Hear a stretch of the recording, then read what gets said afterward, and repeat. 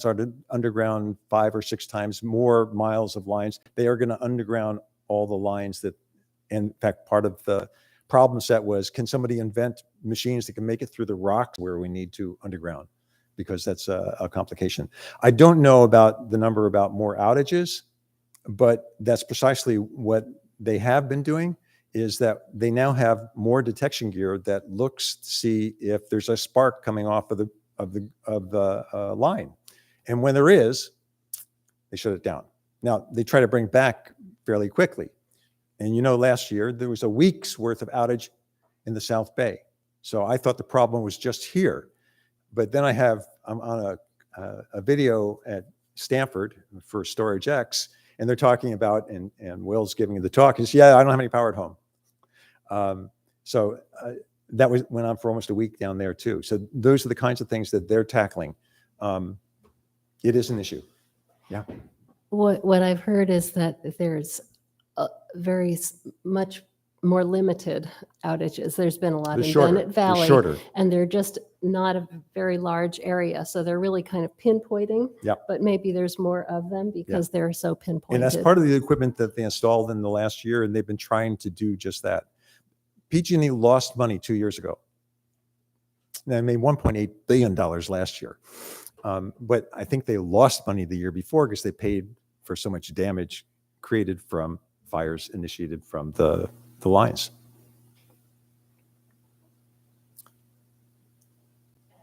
More questions? Yes. Is this our final slide, or is there a recommendation slide that comes next? There is another slide. Yeah, let me see if I can get there. Unfortunately, it's at the end. Just a sec. And I haven't looked at it in a month. I mean, we don't have to skip to it if you were going to present those other interim go. slides. There you go. Okay. Number one is we want to be able to post the survey results publicly, and we'd like to have you say yes. There were 222, how many? Is that right? Of the respondents out of the 500 plus said, hey, I want to know what the results are. Let me see the results. So we want to make those, and we actually would even like to, we have the email addresses for them. We'd like to send out an email to them saying, here's where the link is, so they can have that. Carrie said, why not present this to council? And I would look for a recommendation from this committee to say, let's have this presentation to council as well so they get the same information. Maybe I can get Steve to give it this time. We want to be able to share the results with local agencies. A number of other agencies are trying to do the same thing. And I think that I have to say that it was Dina and Lisa and Steve who really pushed the survey and got the collection of results. And the number of responses and the kind of responses is exceptional for the kind of survey that was done. And the other groups all would love to see these things. And I have to admit that I quoted it in a proposal I sent to PG&E because the results are revealing. And then the next part is, and this comes back to some of the ahas that we have, for this committee to come up with ideas on how to promote electrification and make it easier in our community. You all know that while I was on the committee, I objected to the idea that we broke into these different groups. I like having a task group, but I think the task group should have a task and go do the task and then come back and report back on the task. I'd like to see the committee form a task group that's going to look at how to do electrification, how to promote it in the city, how to make it easier for people in the city, and what are the elements that go along with that. And form that group and have it report back to you. Yeah. That's mine, and I don't know, Steve, anything else? Maybe you mentioned the cutting requirements. That is another side of this. I can list it out. Okay.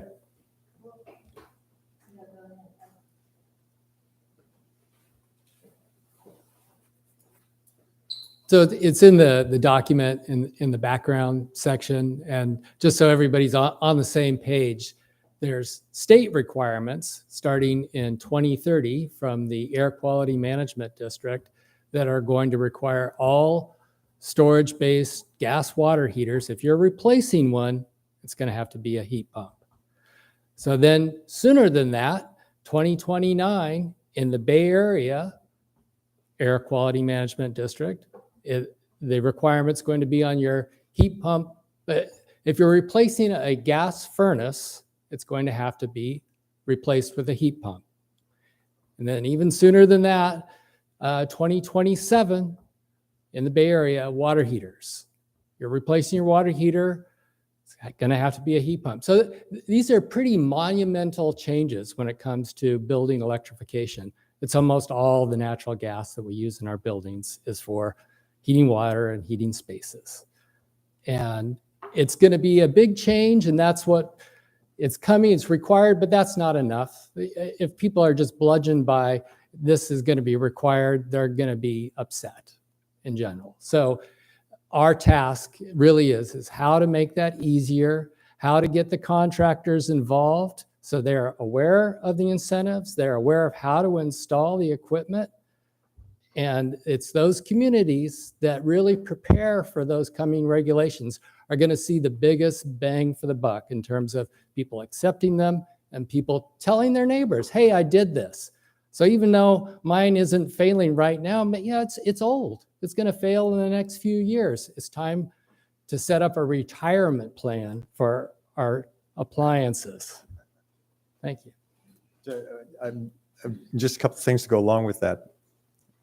Some of the barriers. Plumbers don't do electricity. Okay, heat pumps have electricity involved, they have plumbing involved, they have computers involved as well. I had my computer go out once. So those are the kinds of things, the skills that they need to pick up, and a lot of the training goes along. How fast this is happening. We've only lived here 7 years. That's why I was laughing about the hotel, because it was going to be built any minute now, 7 years ago when I was on the Planning Commission. We've been here just 7 years. 6 years ago, we renovated our house. And we got the air conditioning. That, 6 years ago, when we did the renovation, I specified in the build that I was going to take this gas heater out and put in an electric on demand. Title 24, 6 years ago, would not allow that. It explicitly said you can't take a gas water heater out and put an electric water heater in its place. It's not allowed. This is how fast things are changing. That disappeared in the next revision, but now we're going steps beyond that. Yeah, Lisa. So I think that our next big push is going to be with contractor engagement. And we've been working on that, how to actually get contractors to want to talk to us. What's in it for them? How can we help them? How can we make it easier for them? So that's what we've been working on.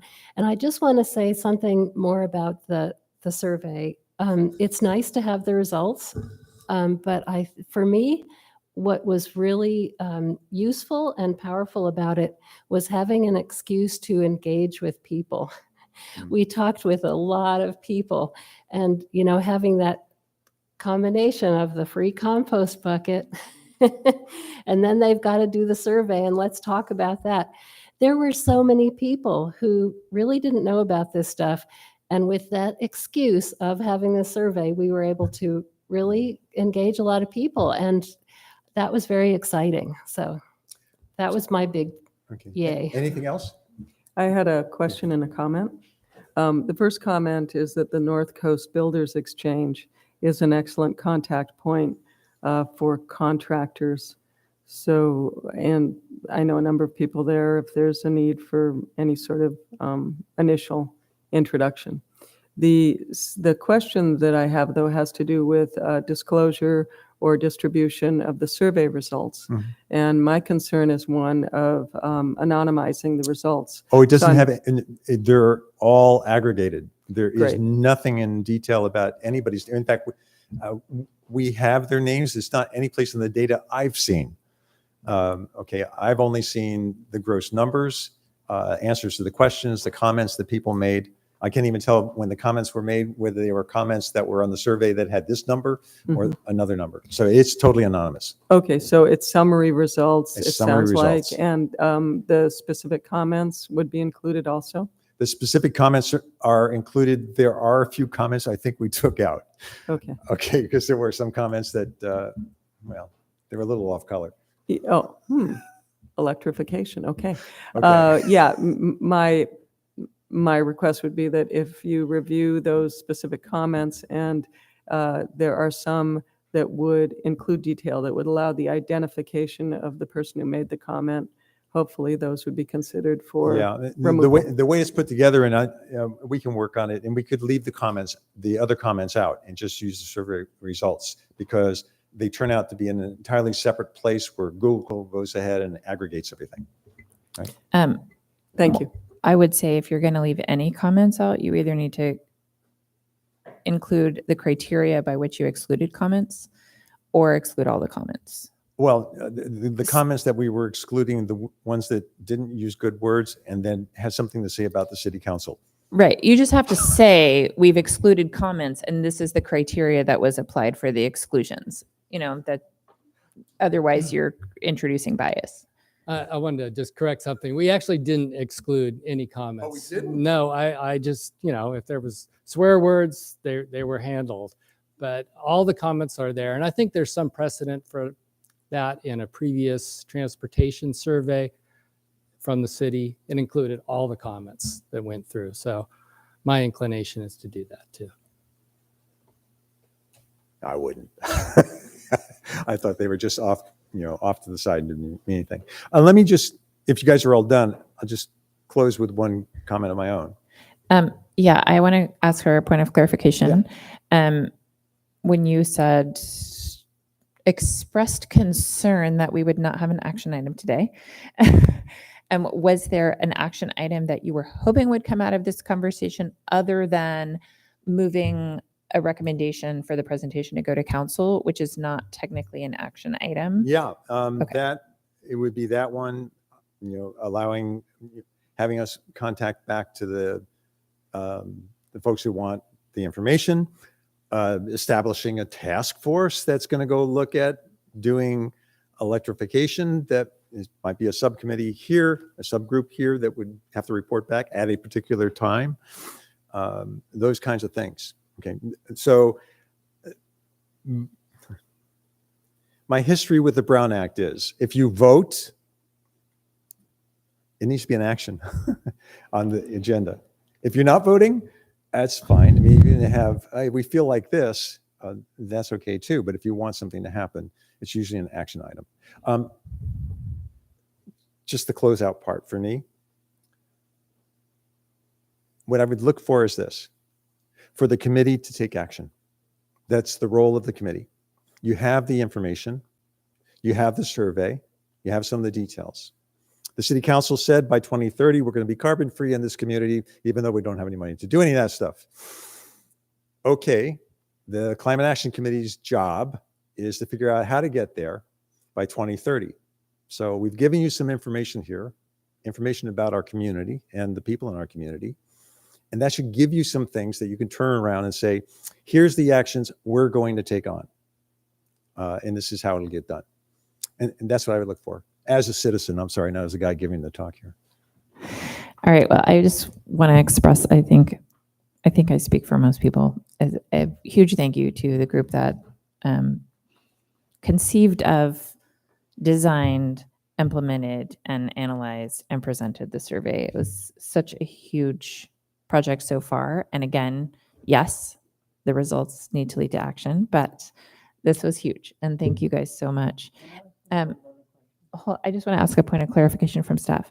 Do you think we can move this forward to council, and what would the process for doing so be?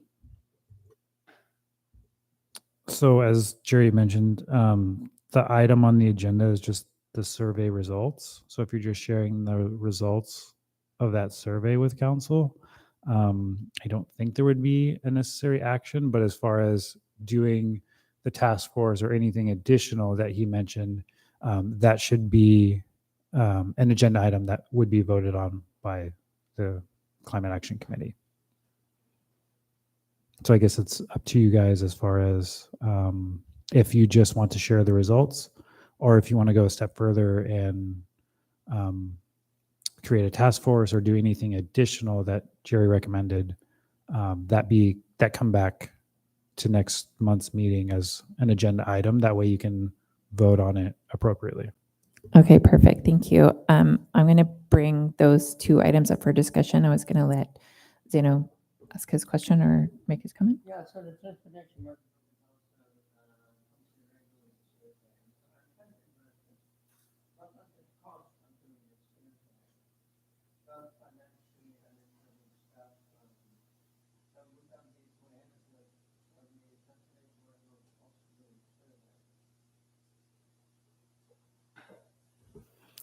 To my knowledge, there wasn't any staff time as far as costs go, other than uploading some of the documents on the website. I don't know if you guys worked with Carrie with anything different. Okay.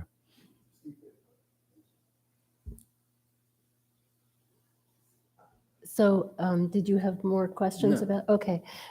So I guess in terms of what Jerry was talking about with creating a task force, I'm not sure we need to have any kind of official thing in that. I mean, I feel like we're kind of, anybody who wants to join us is more than welcome.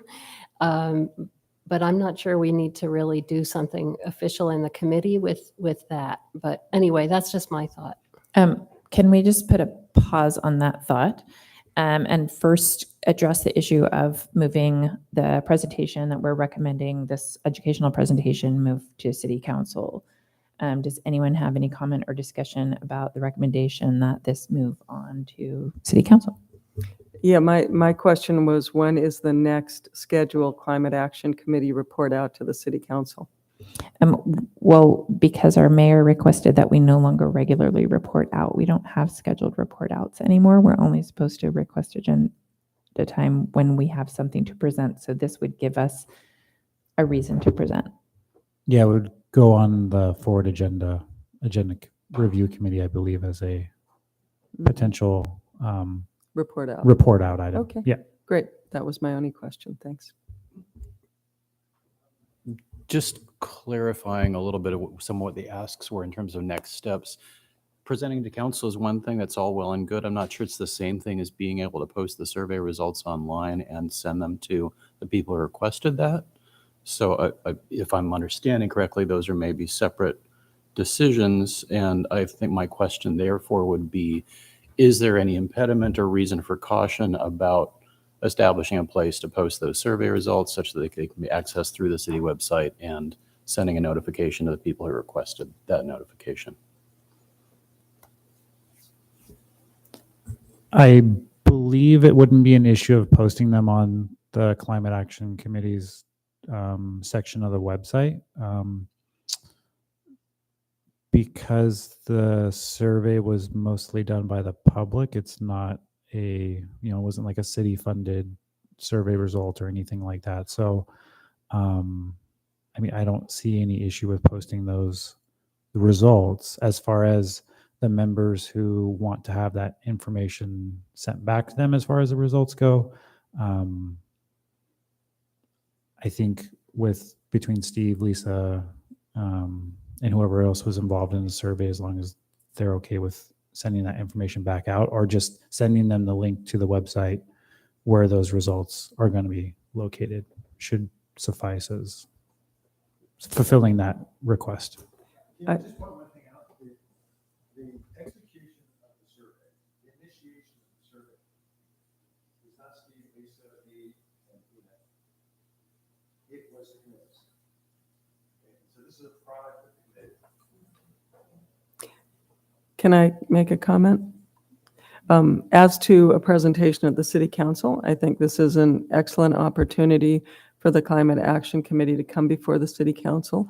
But I would recommend that your presentation before the City Council include the next steps. So I think it would be more meaningful for the City Council and for the public who comes to the City Council meetings to hear not just the results, but also the tasks that have been assigned to the working group committee, the expected actions from that working group committee, that sense of a climate action committee actually moving forward and getting their teeth into this project, as opposed to it just being data collection. So that would be my suggestion. John, what is the timeline if we say, like, please put us on the agenda? When are we coming up? Like, Would you like me to answer that? Yeah. So I'm on the agenda setting committee. When we meet, I'll make sure that the Climate Action Committee, Carrie Swanstrom and John, make the official request for a Climate Action Committee presentation to be placed on the agenda, and Carrie and John will make a request in terms of the timing. We have a number of big items coming up, but I would think the earliest would likely be October when a presentation could actually occur, but that might be too early. So October, November, but procedure is they initiate the request. yeah, I mean, typically we've been 6 to 8 weeks out from when we say we're ready. So I think if we could say we're ready, and in 6 to 8 weeks, we could have. Just one comment about, just to kind of repeat what I said earlier, I thought that the main thing was that this was an action because it was a massive education campaign, not massive, but it was a action in itself, I think, in that way. So That's really important to remember and stress. It really was. I watched people engaging with the group, and then just how many people got involved, how many people started talking to me about it. Go ahead, Joshua. Yeah, just a question for those of us who are more tuned into city procedure propriety. Is there a compelling reason to not release the results until after the presentation to the council, if that's going to take a couple more months? Or could we go ahead and post the results for those who have asked for it, then at the council meeting, both summarize and focus on next steps and recommendations?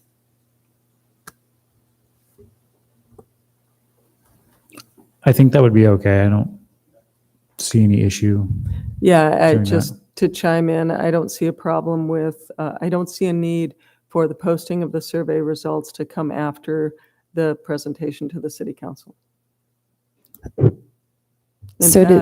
fact, I could see if you post the survey results and there's a mechanism for some sort of comment and exchange with the public, that could actually be helpful in terms of your ultimate presentation. Does anyone have objection to the survey results being posted on the committee website and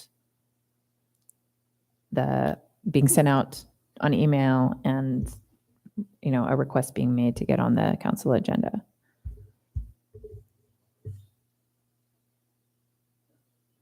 Any further discussion that we need to have? Public comment? Woody? Jerry? Woody's first.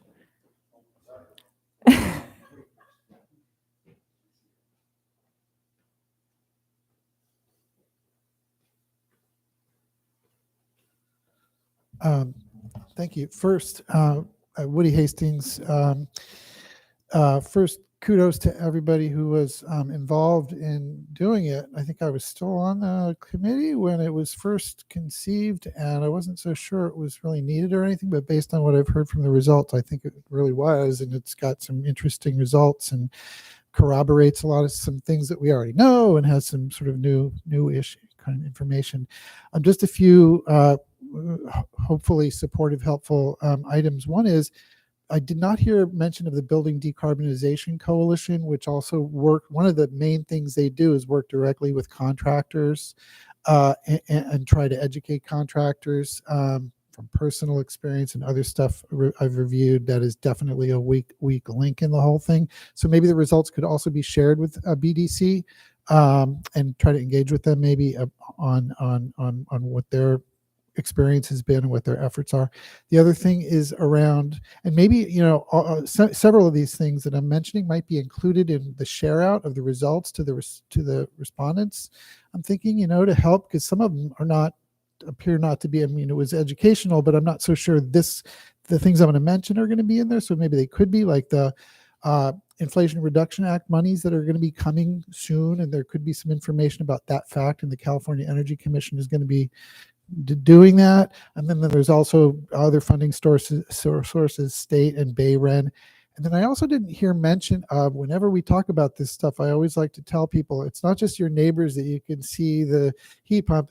741 4th Street, the Advanced Energy Center. You can go kick the tires of heat pumps and everything, you know, a lot of other home electrification items. So including information about Sonoma Clean Power's Advanced Energy Center might be good.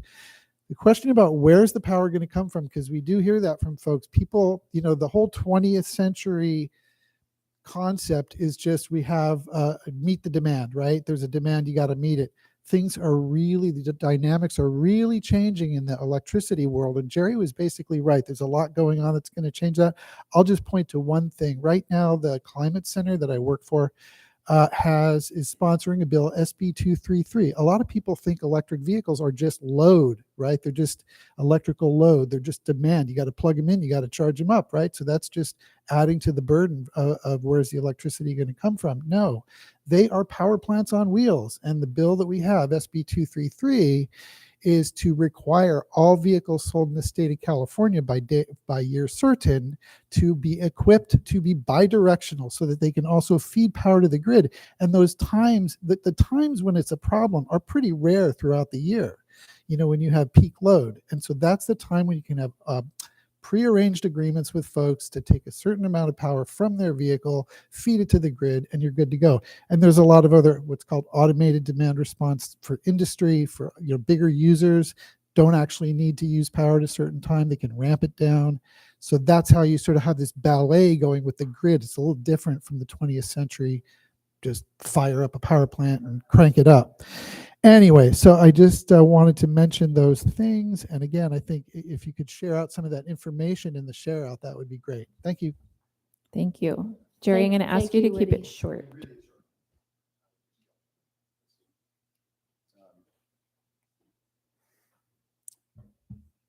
One of the things that what he just talked about was how the power has changed. You know, the population in California doubled from 1970 to today, and the amount of electricity we use is exactly the same as it was in 1970, even though we've doubled our population. So we're becoming more efficient. There's no question about that. The only comment I wanted to make was I wanted to thank Diana, because that was the presentation I would like to see at the City Council. One that says, here's the survey results, and here's what the Climate Action Committee has decided are the tasks that we should be taking on as a result of the information we've gotten and how we're going forward. So I like that quite a bit. Thank you. Steve, I'm going to ask you to also to keep it Very short. quick, yeah. Thanks, Woody. There actually are quite a few incentives listed there in the results, and we'll make sure to send that along.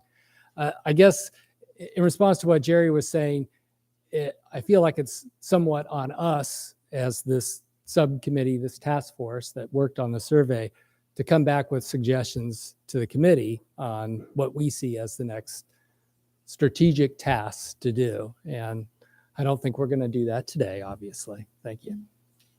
Thank you so much. So we don't need to vote, correct? There's no objections. We're just going to request that planning department request an agenda spot for us. And yes, once it's posted to the website, then it can be shared with everyone. So that's, you guys will provide that to planning department. They will make sure those results get posted. And once that link is there, it can be shared with anyone. All right. So I'm sorry, Dina. I want to make sure that we get to your items, and then we will return briefly to this question of task force next steps, which I think can be done really briefly, but I want to make sure that we get Dina's reports out. The education outreach group, it tags very nicely onto what we were just talking about. We want to get some more Sebastopol Times articles out there again. And so we're asking for different working groups to have something to say and write about. But in the meantime, Alex was interested in writing a BayREN type article, letting people know about more of the rebates that are out there. And we've asked Lisa and Steve to write an article or a column about the electric survey results. And Sonali has an idea for a column as well of thinking more outside of the box. But one thing we like to do is to use that column / article both in the Sebastopol Times and to submit it to Carrie to approve for the city newsletter, so we hit even more people with the education and outreach information. And our working group, as mentioned, is also supporting the fall series of the carbon conversations that will be held at the Grange. And so since we support that, we asked for it to go out in the city newsletter. And the other thing, kind of save the date, Sonali mentioned before the forum room in the Sebastopol Library will host for the month of November the upcycled art projects or art creations, and also host workshops and an opening. And should we do sequestration group too? No, I'm good. Do you want to talk? And then I have something else too with that. And for the sequestration working group, we have fixed the dates for our next two compost events. They will be second Saturdays in September and October. So that's September 9th and October 14th. Stated hours are 9 a.m. to 12 p.m. right behind this building here. And in concert with those, we are trying to stir up volunteer work parties at the community garden site, which is just a couple blocks that way, particularly if you can get in the back gate. We have previously encouraged people, if they have extra bags of compost that they loaded up from the pile, to drop them off at the garden site, and then encourage the garden volunteers, who are a growing community at this point, to have people on site to take the compost, work them into the beds, et cetera, because it's sort of prep for fall and winter gardening. So the outreach mechanism on that is pretty well established at this point. I will go ahead and do an updated flyer for the event and send that out to you all that you can feel free to distribute. And anything else to add beyond that? Michelle and Holly updated one of your old compost flyers. So Okay. it exists already if you Okay. want to use it. They were going to use it for the website. And just to tag on to one of the questions we get a lot when people come for compost is, where did it come from? How is Zero Waste Sonoma involved, and blah, blah, blah. And so that will lead to the carbon conversation in October, picking up some of that information, hopefully, and educating people about that. And then I didn't talk to Joshua about this because I just found out in the last week that there's been some movement on food access in our county. And in particular, right now, Santa Rosa is having an open meeting, and there's even a link you can look at their draft of their general plan, and it goes directly to food access. And how that relates to carbon sequestration is there's also an urban agricultural component. How that relates to Sebastopol, we kind of see in our county, one jurisdiction kind of picks something up and goes with it, and others tag onto that. And it should definitely be an issue all of us that eat care about in the future, urban agriculture and what's happening with that. And if anybody is interested in the link that goes directly to Santa Rosa's general plan draft, I could give it to them. It's an easy way to find it. And they made it super easy to make a comment. You can just click right on the item in their document and comment right there. It's so super easy. Thank you. I had a question about the compost giveaways. Just given that the city had this stealth compost giveaway over the summer. And so the question is, did we get a ball rolling that we still have to, that's now rolling on its own, or do we still need to carry that ball? Speaking from my personal experience, traffic management remains a big issue at the compost events, both vehicles and access to the pile and the timing of it and whatnot. And so it's generally taking, I would say, in the order of 4 to 6 of us to sort of be on hand, helping things roll smoothly. Given that it's on a weekend for easy public access, it's a kind of a stretch to expect city staff to pick up that part of it. They are helping us in terms of delineating the drop-off area and dealing with excess material, if there is any. From my standpoint as honorary traffic czar, doing it 4 times a year, it's sort of a pain, but it's just a few hours of a pain. So I personally am at a sustainable place of effort with it. I know Dina is not necessarily renewing her participation in this committee for the next years, and so I might have concerns about at that point what it takes to run it. Dina, do you have further thoughts on the matter? Well, I kind of asked our contact at Zero Waste Sonoma, why should we host events if the city is going to order some compost? And we were told that all the compost we get from Zero Waste Sonoma, not only do they publicize it because they have a calendar of all over the county compost that they've procured, but it goes to the city's amount that they need to get and distribute. So we're doing a big solid for the city doing this. And it's coming out of the pocketbook of Zero Waste Sonoma. And by creating an event, we're creating kind of the mindset to come and get it quicker than, oh, there's a pile there. And yeah. Okay, I just didn't know if there'd been further conversation with city staff because it was like, oh, a giant pile of compost and it disappeared over the course of a week with no traffic management. It took weeks and weeks, and the conversation started but didn't finish. Got it. But I Okay. told you what Zero Waste Sonoma said we I should like the do. event. I just checking. Yeah, I think the events draw attention to the compost being there. If it's just kind of sitting there, it's not going to make it into the city newsletter. It's not going to, so much. So it draws attention. All right. Anything else that we need to cover before we lose you, Dina? Okay. Thank you so much. Anything else from sequestration?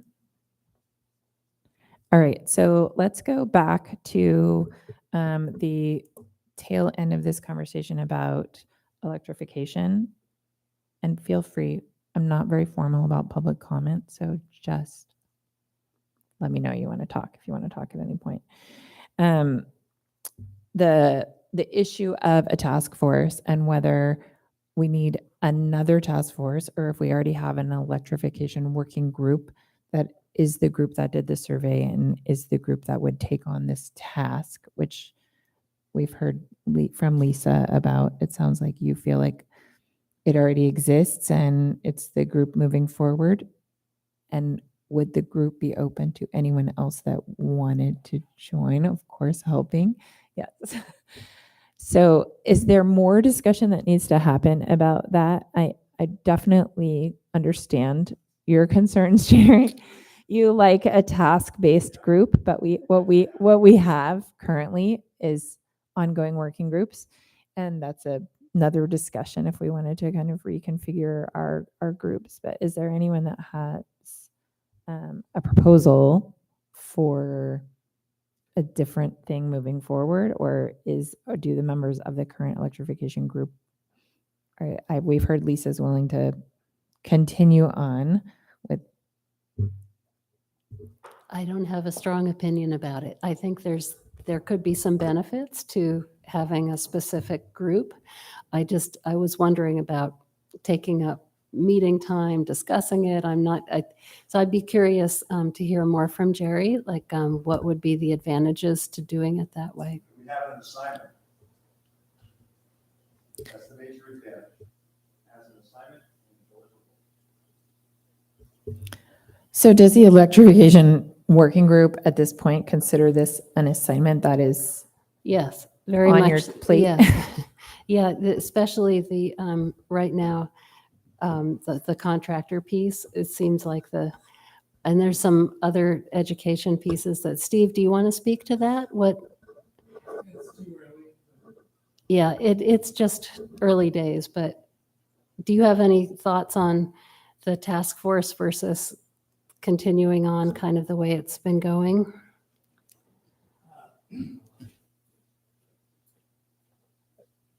I think if there's interest in people collaborating with us, we're going to work on this kind of regardless if people step forward or not. But I hope people will, or they know of people who may be interested in collaborating with us on this effort.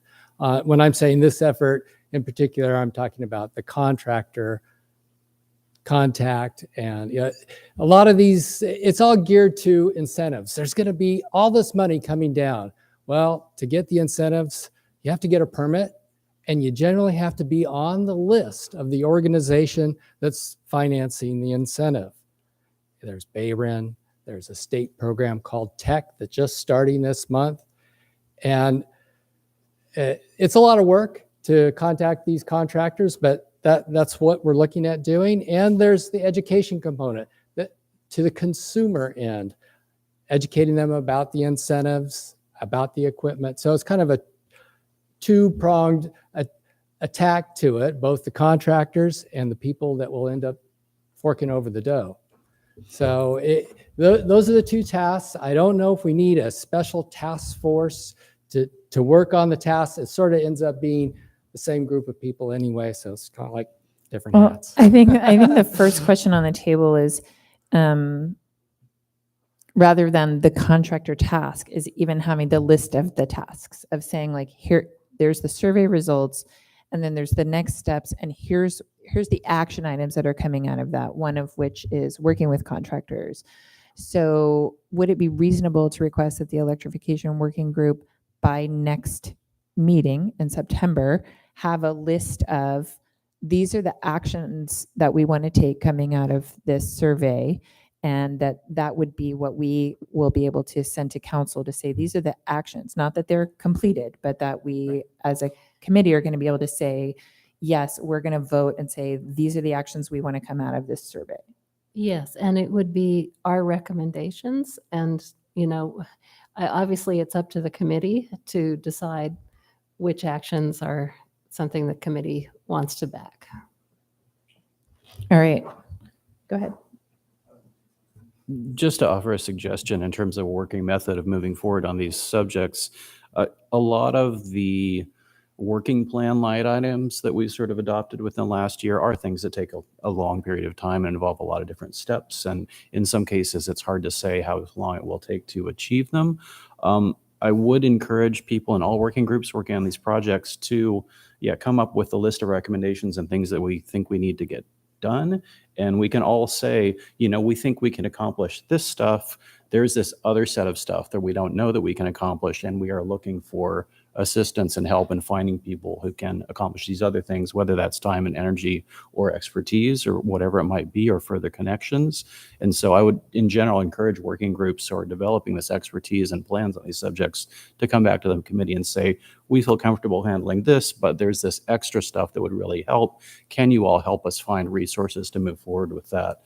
I would, however, suggest that most of us on this committee sort of hit our maximum engagement level periodically throughout the course of the year, and that perhaps we could collectively in some fashion streamline the calls for volunteers mechanisms that we have, so that when we get to these tasks, if we have some better way of putting that ask out into the community rather than just to the members of this committee who are juggling multiple balls and say, hey, we need this and this and this kind of assistance, how do we find those folks out there?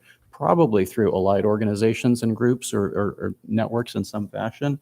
And just to say that perhaps a little, beefing up our volunteer recruitment efforts or the seasonality of that could be a way to get in the extra energy for some of those longer term ongoing tasks. All right, thank you. All right, so I think we are done talking about the electrification survey. I actually had a question. And this is just a matter of awareness of other activities going on in the community. Was the Climate Action Committee aware of the tour on July 30th at Two Acre Woods? Okay, good, good. Glad to hear it. Yeah, it was good. Yeah, because they had an entire house all about electrification, an entire home that apparently was running on full electrical and had been disconnected from gas. Yes. So thank you. Glad to hear there was a connection there. And there was the Sebastopol Walks tour of electrification. Yes, that you guys were the also tour on. Alan did, it was really good. All right, so we're going to table item C because Alex is not here and I don't know what he wanted to talk about. And we'll move to item D, the Gravenstein Apple Fair. I think we're bumping to Ambrosia from Recology.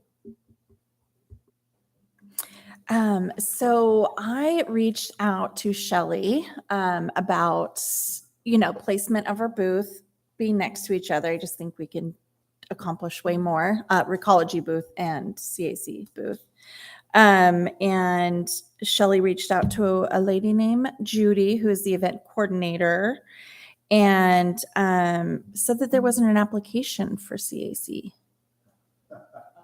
So I did check did you? with city admin, and to my knowledge, there is no application that was submitted for a booth at the Gravenstein Apple Fair.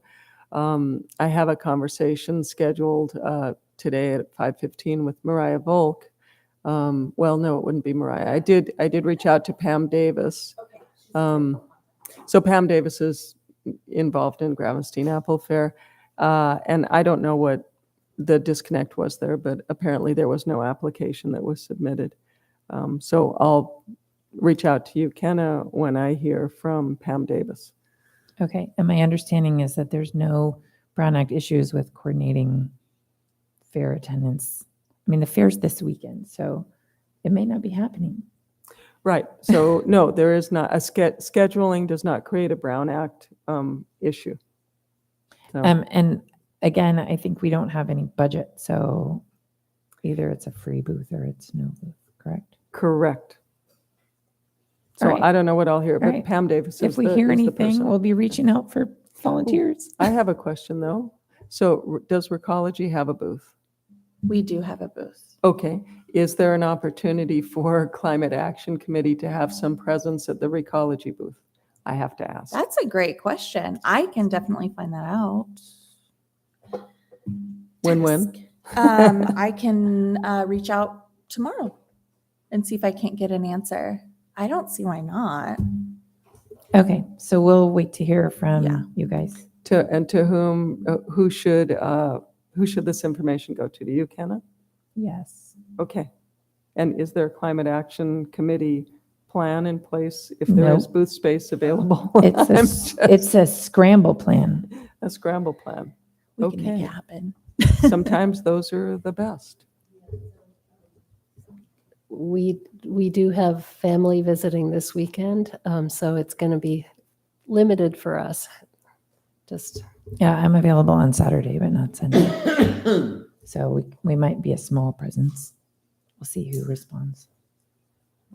Yeah, I'll send Celia a message tonight and then make sure I get the others involved. So I don't have a problem with it at all. But yeah, just asking and seeing what we could do. But Pam's a getter done Yeah, kind of she lady. is, yeah. So, and she thinks very highly of the city. So, Yeah, Yeah. I guess I'm just wondering if in fact there is a booth space available. You might be able to, are there Climate Action Committee members who would help staff the booth this weekend? And are there supplies or materials or anything else that would go into doing Sorry, it? I think we're going to have to figure this out on email Got because it. there's just Okay. not enough people here. And I thought you guys were handling that. So yeah, so miscommunication, I will own. And was I supposed to do the application? I yeah, don't I just think we recall haven't had that. a good communication about the Yeah, Apple Fair. I would so have done it. It's okay. Okay. So we'll see if there's anyone there. I think even anytime we have a chance to go out and talk to people, it's a great opportunity. And if it's someone standing there, it's a great opportunity. And if not, it's not. So we did a lot at the Apple Blossom Fair. So I Really quick. think we can pat ourselves on the back for community outreach at fairs this summer, even if we don't show up. If it doesn't work out, I'm willing to, put a little section of the table with items or volunteer opportunities. Jerry's idea of getting more people on his group.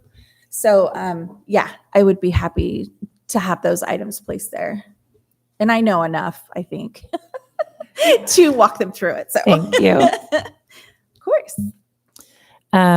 Okay, so moving on, any other working groups that want to report out on items that were not on the agenda? Yes. Yay. Might as well keep talking. So with our zero waste working group, we had a discussion. We actually had a meeting last night, and we're going to kind of shift gears a little bit. We were really hoping to work on the waste stations for Sebastopol. Due to funding, we're not going to really be able to move forward with that right now. So what we are going to do is kind of going off what Dina was saying about the Sebastopol Times and Sebastopol newsletter. Judy came up with like a zero waste hero. And what her and I are planning on doing is interviewing, be it a business, a school. What are they doing that's making a difference in our community? So we're going to highlight businesses, even just residents, if we see, and then we'll get recommendations. But we're going to sit down. We're going to do an interview with them, and then we'll write up a little blurb for Sebastopol Times and the newsletter and anywhere else we want to publish it.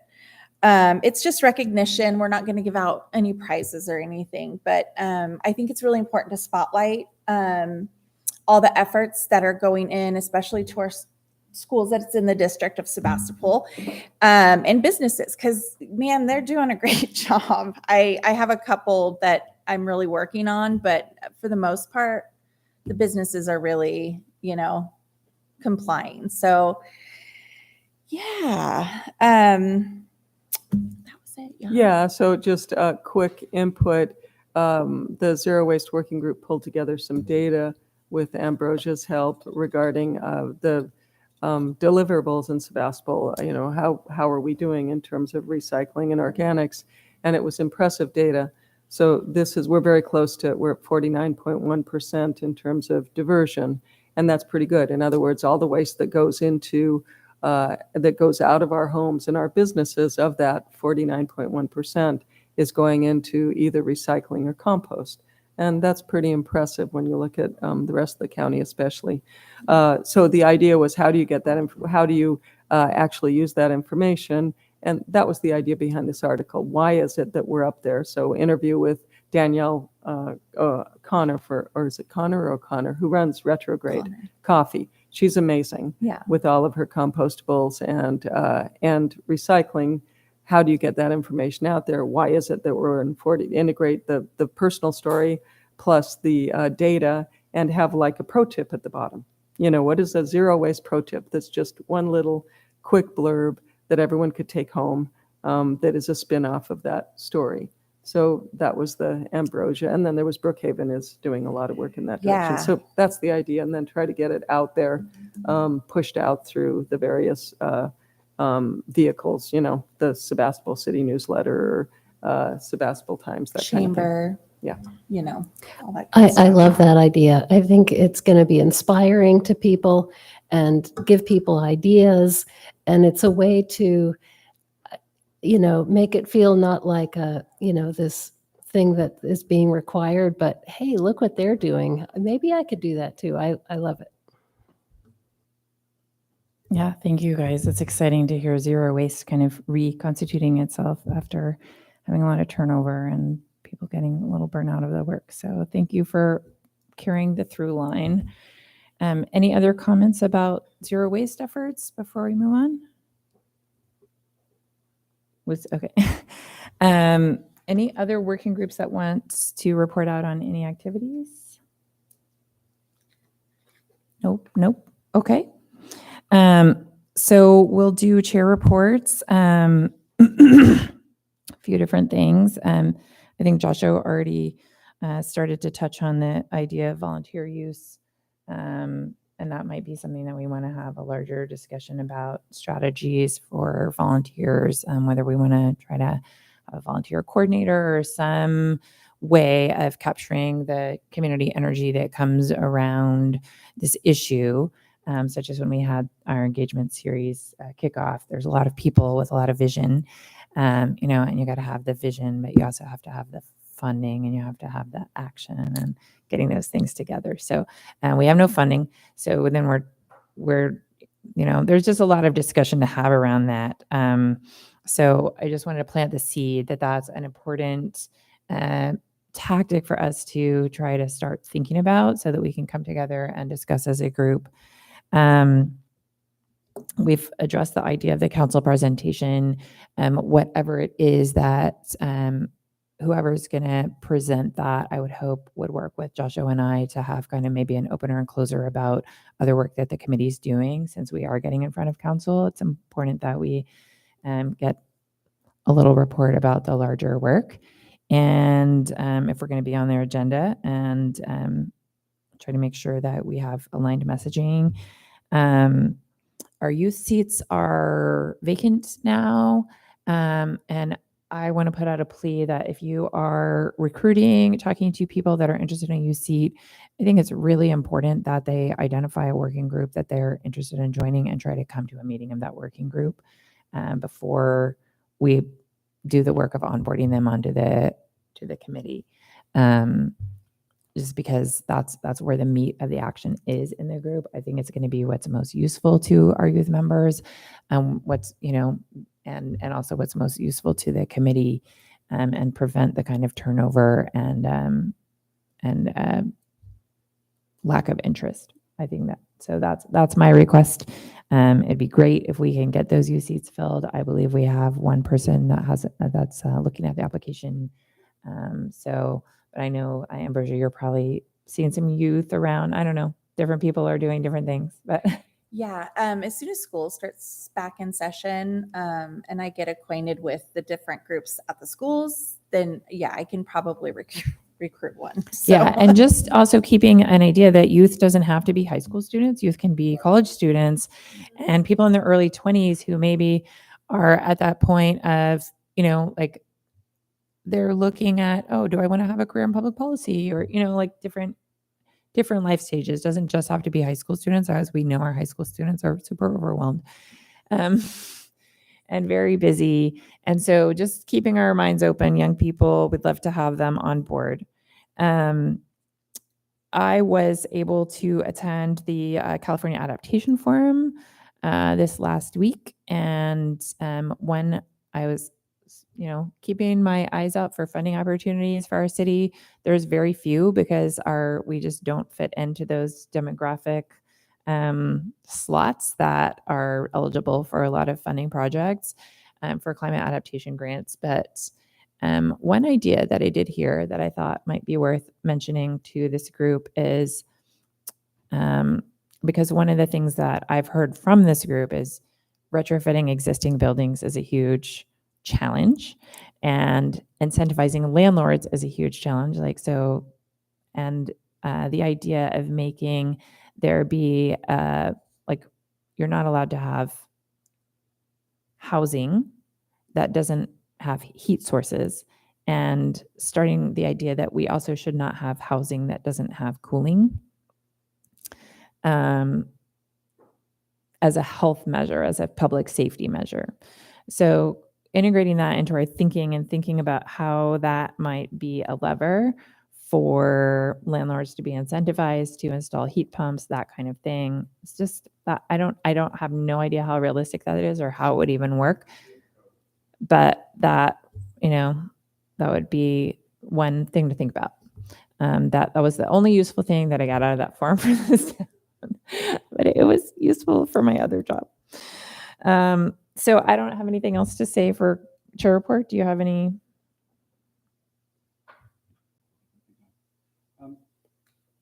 I guess one thing, this is looking fairly far ahead, but noting that there was a modest turnover in our committee membership at the end of the last year, and we're anticipating potentially a larger turnover in our committee membership at the end of this following year.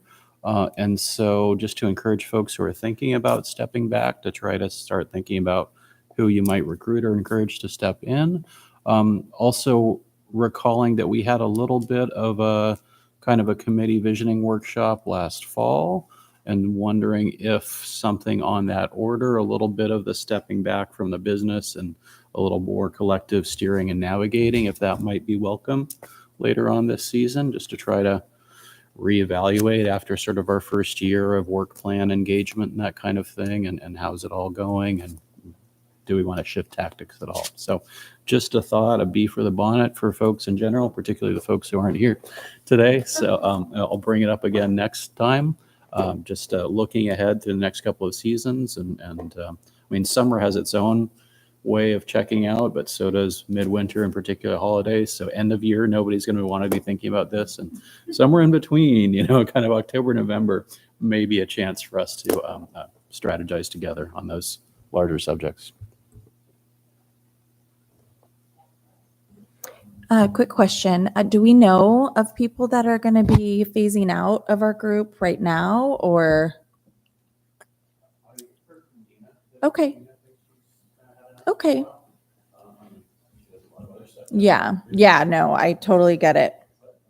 I just want to keep my eye out, for that. I'm still waiting for you guys to tell me to step down. So,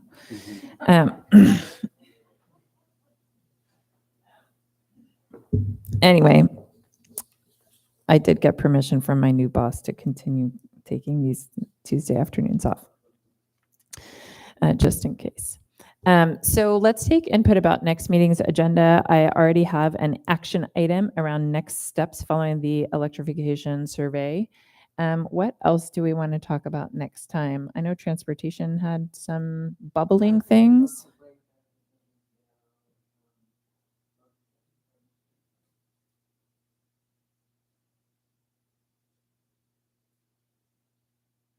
All right, anybody else?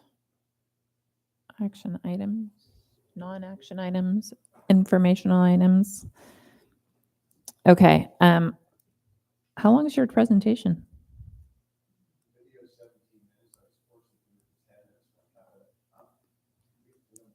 We don't need to do it today. Okay. Well, we have 13 minutes, and if anybody has anything that feels pressing, I would love to hear input on Joshua's idea for a retreat, or some kind of regeneration type meeting that's a little bit off of the regular agenda, and because I was having the same thoughts. And this idea that I keep putting on here of like, if time, discuss role of the CIC, kind of fits into that format better than it does in this format of like, where are we? What do we want to do? I know we have a work plan. We have all these structures and we can keep going with them, but it does feel like with the change of the budget with, it's like there's no money. What do we see moving forward, just revisiting it all and really feeling where does our energy come from for this work? And how do we create a structure in an official government committee that feeds our energy for continuing the work instead of sapping it? I think it's a challenge. Yes. Yeah, go.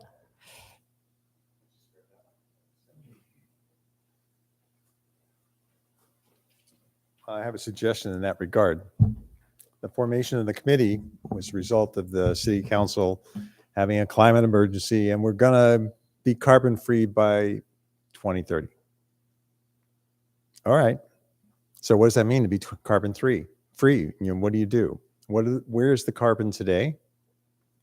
Where are the major places? what's the list of things that we would need to do as a community in order to eliminate and become carbon free? And maybe that's what your offsite's about, is you look at that and you say, where are our focuses? Our focuses are on getting carbon free, and number one is this, number two is that, number three is this. The energy group looked at electrification because in 2010, Jane Long, under the auspices of Governor Brown, studied for the state, how do we do AB 32? And she came back and she said, you have to electrify everything. So that's been around with us for 13 years. We're just starting to look at those things. Well, okay, that's where we were focused. Transportation is another place. Because of our county, 70% of our carbon, I don't know what our community is carbon, is greenhouse gases. Anyway, that would be my suggestion, is that your focus be on, we're supposed to be here to be carbon free by 2030. What does that mean? What do we do between now and 2030, 7 years from now?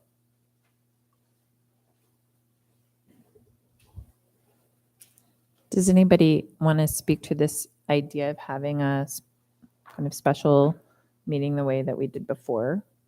Yeah.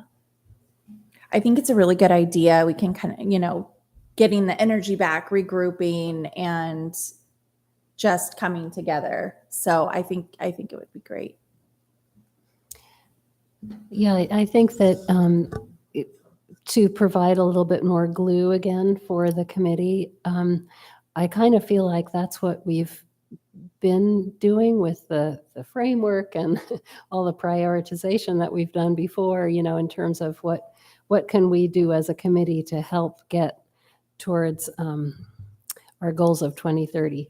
So I'm not sure we have to start over with that process, but it seems like getting together would probably be a good idea. Just a point of order question on that front. I know there's some precedent for having special meetings that are not necessarily publicly broadcast, but I'm not sure what the rules are around that. Is it reasonable to have a committee-only strategy retreat that's not subject to all the whole public disclosure process? I don't think so. I think it would have to follow the same one like last year, where it was publicized as a special meeting, and the location is given so that members of the public can show up. Obviously, the live stream and video aspect wouldn't be there, but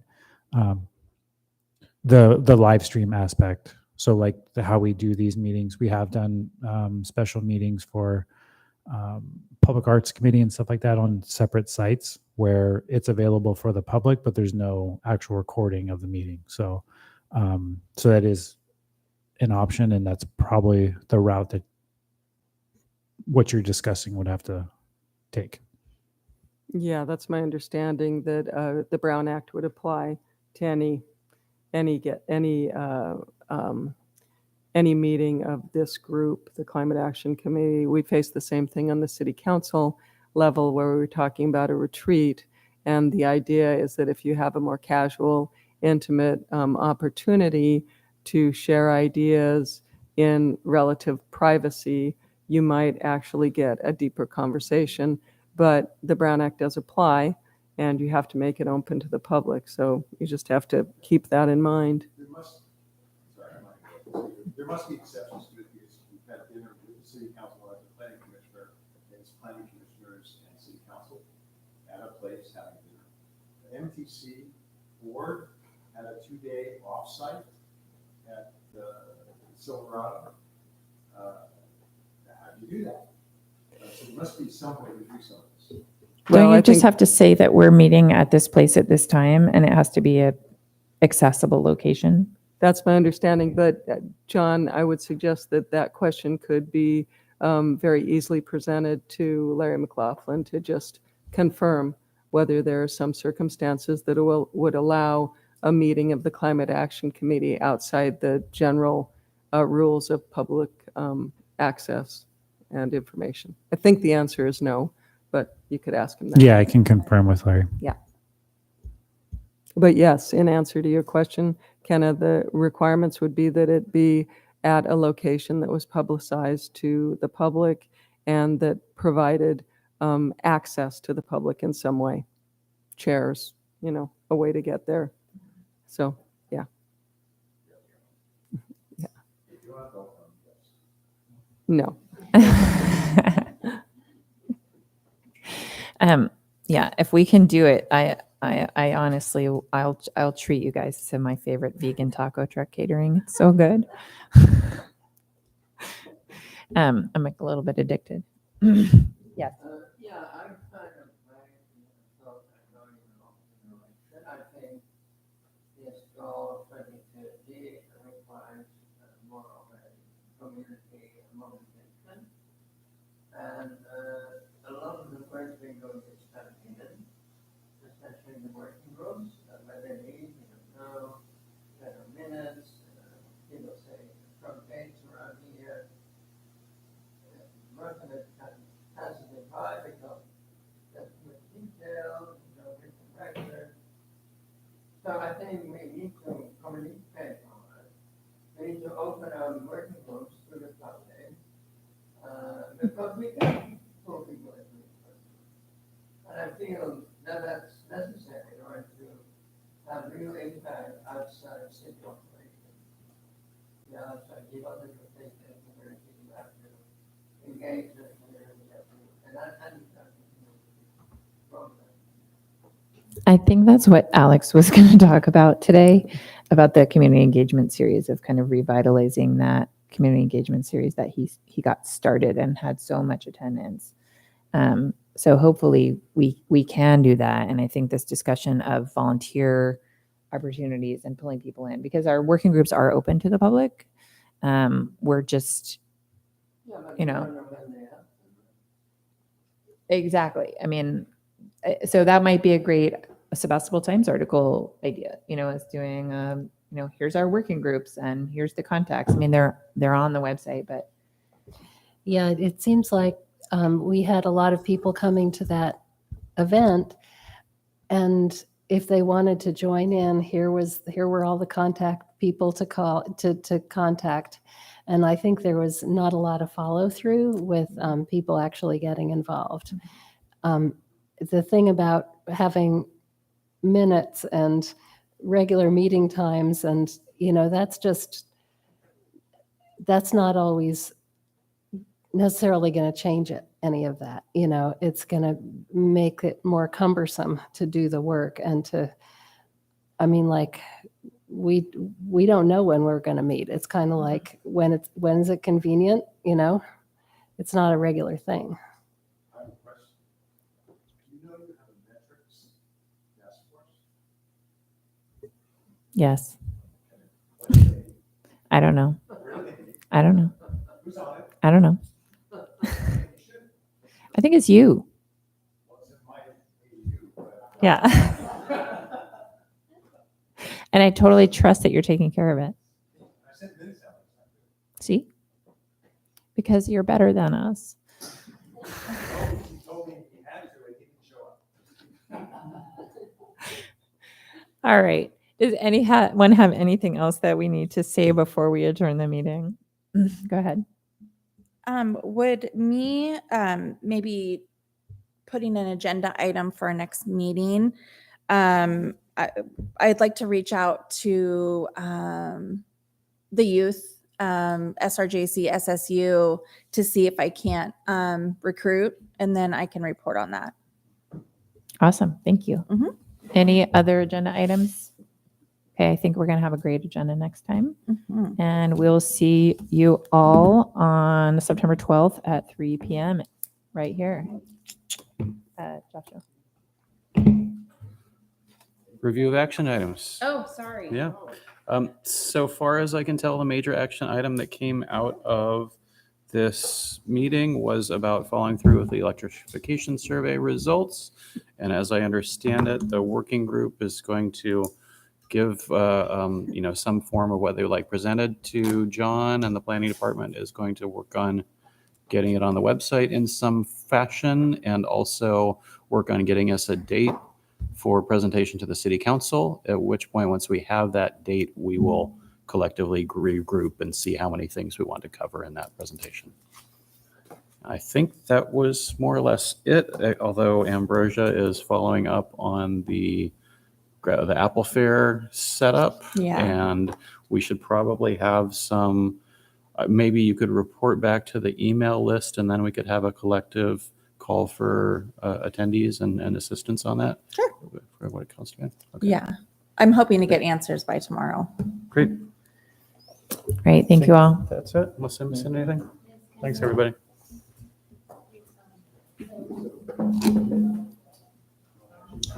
Record.